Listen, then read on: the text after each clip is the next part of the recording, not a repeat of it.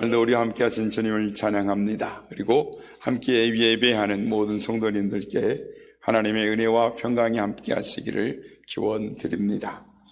사람은 무엇을 생각하느냐에 따라 행동과 반응이 나타나는 것입니다. 무엇을 집중하느냐에 따라 그 사람의 인생이 달라지게 되어져 있습니다. 여러분, 이 플라시보 효과에 대해서 들어보신 적이 있을 것입니다.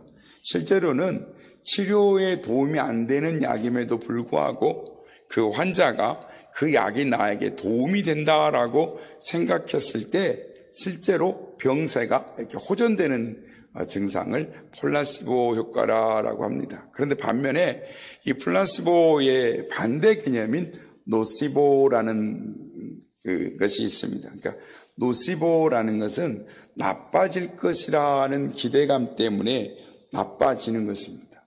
예를 들면 이 병원에 갔는데 의사가 건강하신 할머니에게 할머니 상태로는 이 달을 넘기시기가 힘들겠는데요 라고 말을 하면 정말 이 말을 들으신 어르신들이 한 달 내에 건강이 급격히 쇠약하게 되고 돌아가시는 경우들이 있습니다. 그러니까 점쟁이가 당신 이름으로는 사실상 30살도 넘기기가 힘들어 이렇게 말을 하면 사람들이 그 말을 듣고 웬만한 강심장이 아니면 자기 이름 때문에 내가 오래 못 산다고 그 이름을 바꾸려고 한다라는 것입니다. 그래서 점집에 가면 안 되는 것입니다. 이 점쟁이들은 사람들의 이 심리적인 약한 이 노시보에 대해서 너무나 잘 알고 있는 것입니다. 다큐멘터리에서 실제로 이 노시보에 대한 실험을 한 적이 있습니다. 그러니까 다이어트에 좋은 이 우유를 개발해서 시음 테스트를 한다고 해서 사람들을 이렇게 홍보를 해서 모집을 했습니다. 총 7명 중에 5명을 모집했고 2사람은 실험하는 측에서 따로 불러가지고 적당한 시기에 이 요구한 반응을 보여달라라고 했습니다.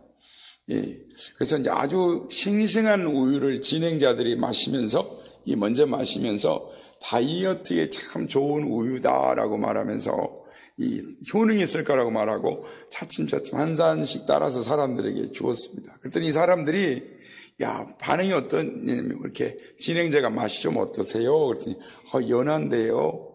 부드러운데요. 역시 다이어트 우유이란지라 좀 이렇게 가벼운데요. 고소한데요. 이렇게 좀 가벼운 느낌이다. 이런 좋은 긍정적인 반응들이 나왔습니다.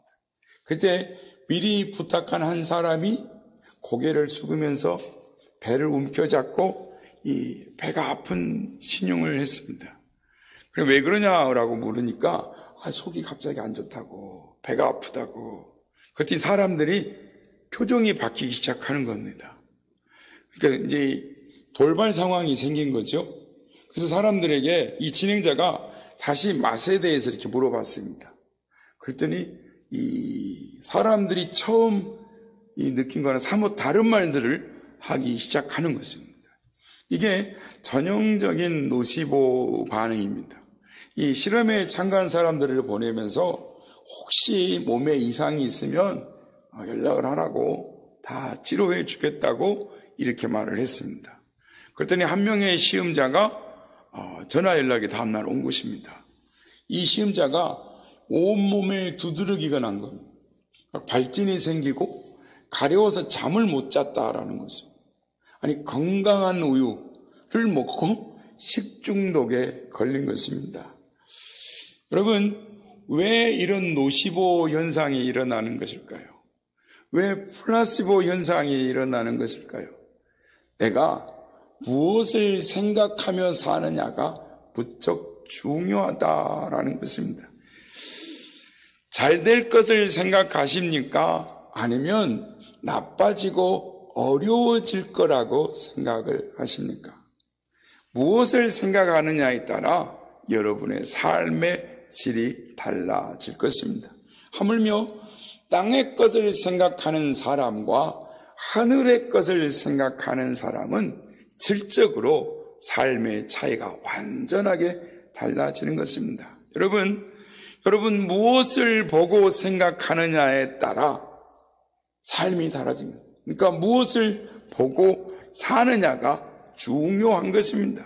무엇에 몰두하느냐에 따라 여러분의 존재가 달라지고 여러분의 운명이 달라지는 것입니다.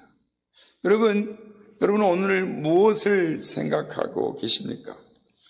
오늘 보면 골로새서 3장 2절 말씀을 우리 같이 한번 한 목소리로 읽어보도록 하겠습니다. 시작.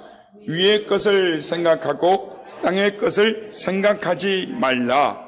아멘. 위의 것을 생각하고 땅의 것을 생각하지 말라.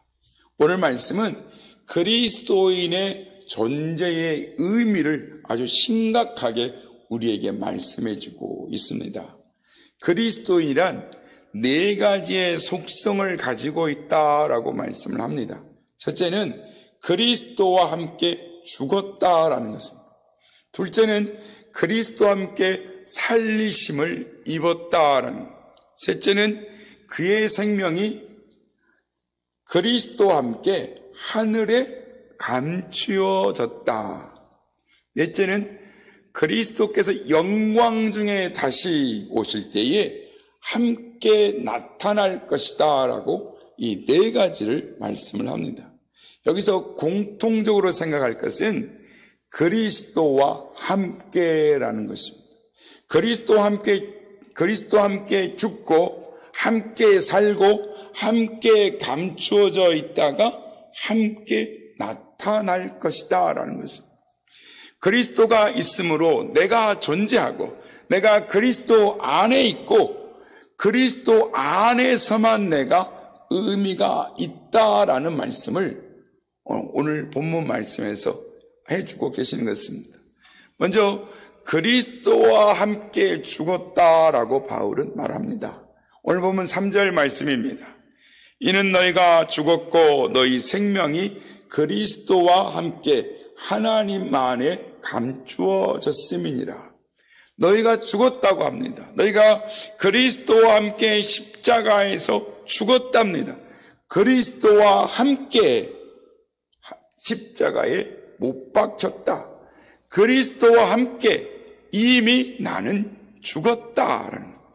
여러분, 앞으로 죽을 것이 아니고 이미 벌써 죽었습니다. 오늘 죽은 것이 아니라 이미 죽었습니다. 그것이 바로 그리스도인입니다. 배너라는 영화를 다들 보셨죠? 이 책으로 나왔는데 어떤 분은 이 성경 다음으로 참 이 훌륭한 책이다라고 말을 하는 사람도 있다고 합니다. 거기에 보면 이 배너가 친구에게 의해서 이렇게 억울하게 모함을 당해가지고 잡혀갑니다. 그래서 얼마나 고생을 하는지 모릅니다. 그런데 전체적으로 다 보셔서 아시는 분들이 계시겠지만 끝까지 그는 남을 미워하거나 대항하지 않습니다. 끝까지 검을 사용하지 않습니다. 그 많은 핍박과 고난을 당하면서도 끝까지 사랑으로 이깁니다. 그러니까 사랑으로 미움을 이긴다라는 것이 사실은 배너 영화의 주제입니다. 그 마지막 장면에 귀한 대사가 하나 있습니다. 어떻게 그렇게 많은 고난을 당하면서도 검을 쓰지 않고 그렇게 이길 수 있었느냐라고 물을 때에 그가 이렇게 말합니다. 내가 예수님께서 십자가에 돌아가실 때 바로 그 현장에 있었습니다.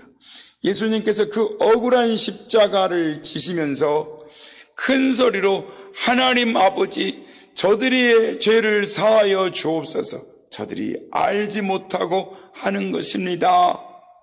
그 큰 소리로 내면서 돌아가시는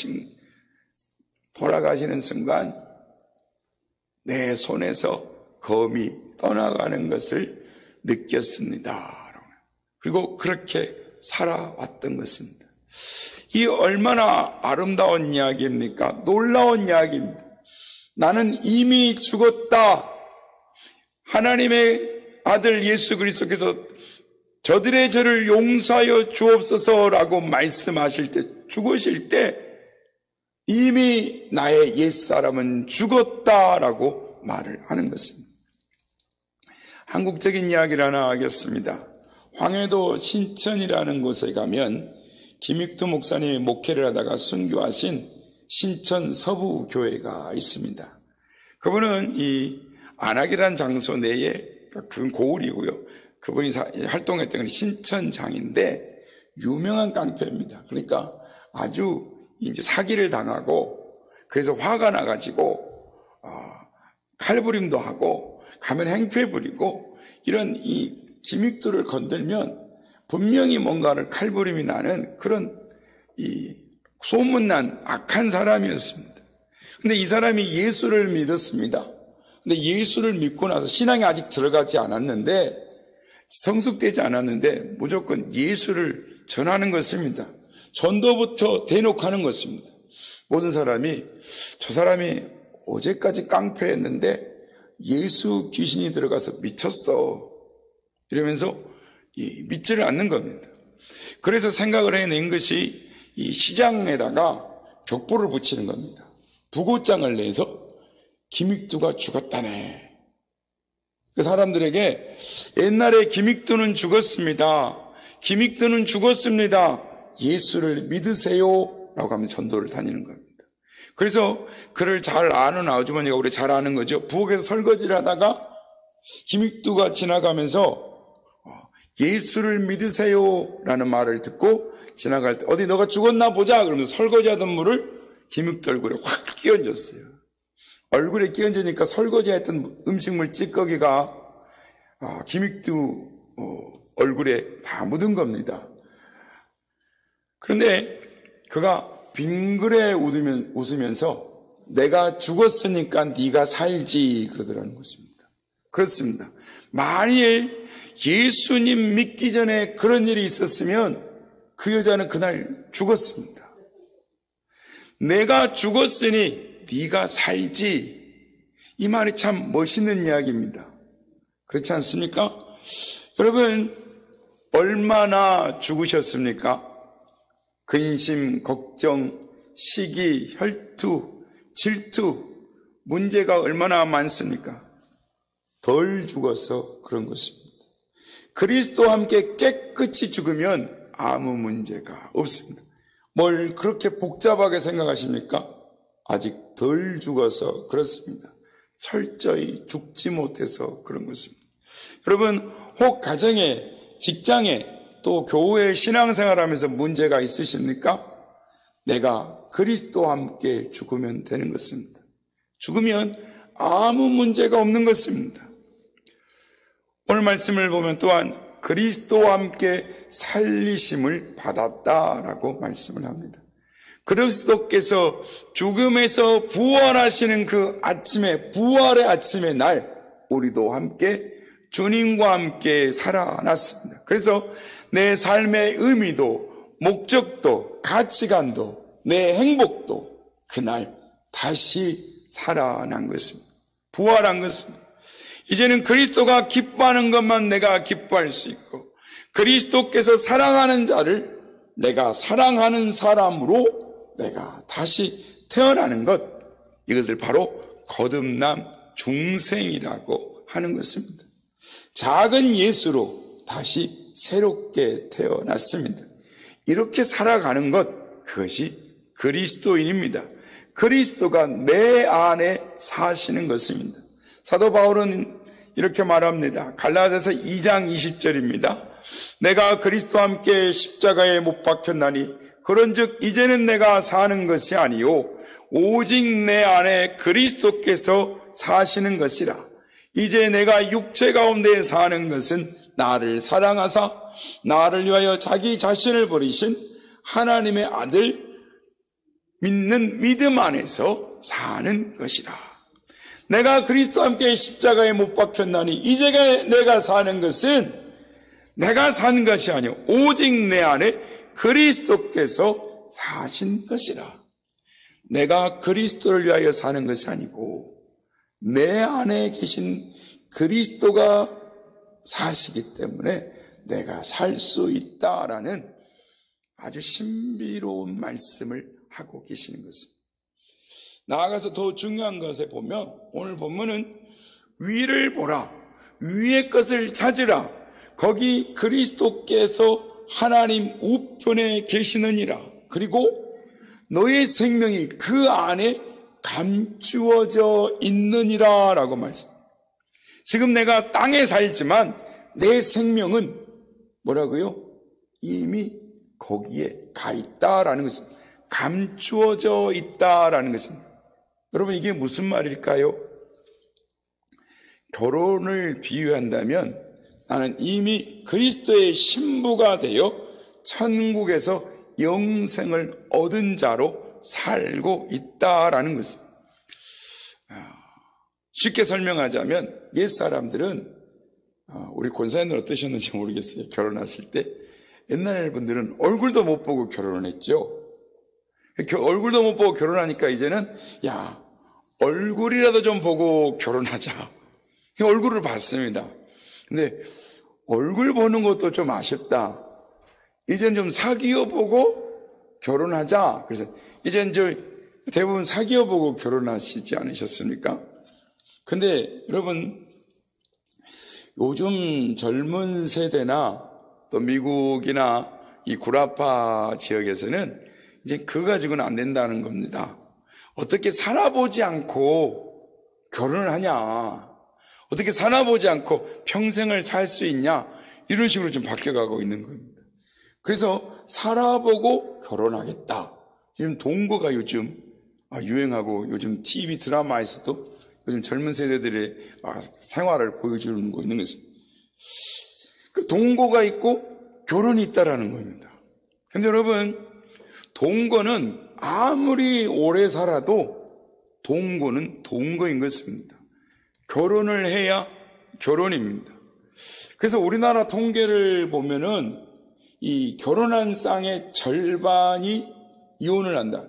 퍼센티지로 보면 48.7% 정도 이혼율로 지금 나오고 있는데요.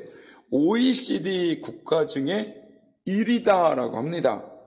근데 이거를요, 그렇게 통계를 보기는 좀 제 생각에는 어려울 것 같습니다. 왜냐하면 저쪽에 사람들은 한번 실컷 살아보고 하는 결혼이고, 동거해보고 결혼하는 것들이 많다는 거죠. 우리나라는 이 결혼하고 살다 보니 이혼하는 케이스들이 많아진다는 거예요. 그러니까 다른 나라와 비교해서 이야기가 좀 다른 것입니다. 예를 들면 스웨덴 사람들은 애를 몇 명이나 낳고 기르다가 몇 명을 데리고 그때서야 결혼식을 하는 겁니다. 그러면 여러분, 왜 결혼을 하는 걸까요? 지금까지 애 낳고 잘 살았잖아요. 그냥 애 낳고 잘 살지 왜 결혼을 하는 걸까요? 결혼이 중요합니다. 결혼식이 중요합니다. 하나님 앞에 약속하고 결혼식하고 혼인신고를 하기 때문인 것입니다. 혼인신고를 하는 날 하나의 운명으로 엮이게 되는 것입니다. 오늘 결혼하고 내일 이혼하면 남편의 재산을 딱 반으로 나누는 것입니다. 우리나라도 마찬가지입니다. 결혼했다 헤어지면 재산을 딱 반으로 나누게 되어 있습니다. 예전에 이런 경우들도 있었죠.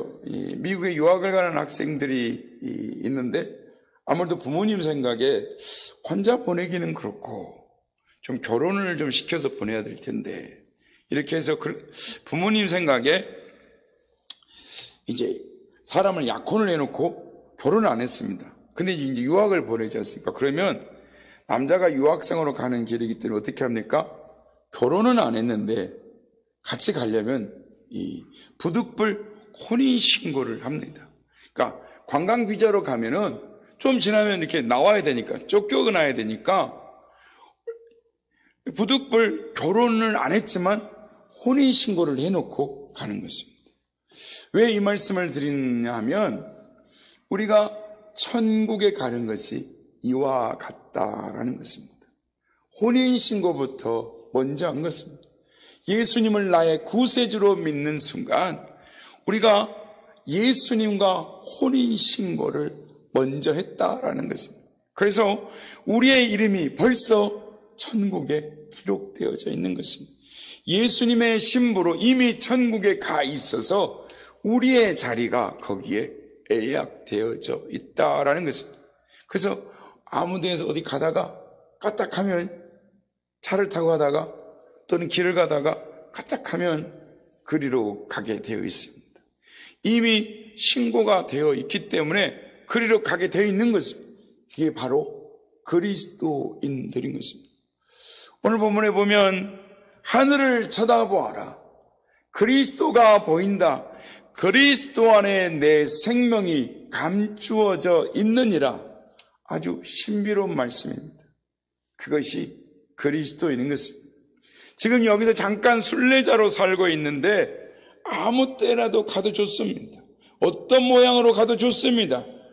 가면 그곳에 가게 될 것입니다. 왜냐하면 벌써 혼인신고가 되어 있기 때문인 것입니다. 내 생명이 거기에 감추어져 있느니라. 이 얼마나 오묘한 말씀입니까? 그리고 주님께서 오실 때에 영광 중에 나타나리라. 얼마나 신비롭고 실제적인 말씀입니까? 여러분 보십시오. 자동차 운전을 하십니까? 이 자동차를 운전하는 사람은 꼭 앞을 봐야 합니다. 앞을 봐야지 운전하다 뒤를 쳐다보면 안 됩니다. 옆을 볼 수는 있지만 그래도 뒤를 보거나 딴 생각하면 안 되는 것입니다.